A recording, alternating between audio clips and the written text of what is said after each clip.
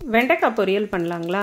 அதுக்கு கடாய் வச்சு நல்லா கொஞ்சம் தாராளமாக எண்ணெய் விட்டு கடுகு, உளுத்தம்பருப்பு, சீரகம் தாளிச்சிட்டு நிறைய பூண்டு நசுக்கி போடுங்க. அதுக்கப்புறம் பொடியாக நறுக்கின வெங்காயம், தக்காளி, கறிவேப்பிலை இதெல்லாம் போட்டு நல்லா கொஞ்சம் வதங்கின உடனே வெண்டைக்காயை போட்டுருங்க.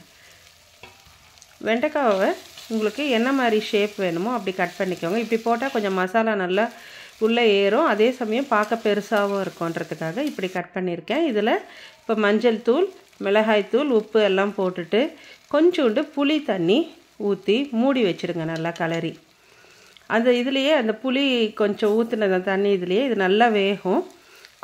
க்ரன்ச்சியாக இருக்கும் இது கொஞ்சம்.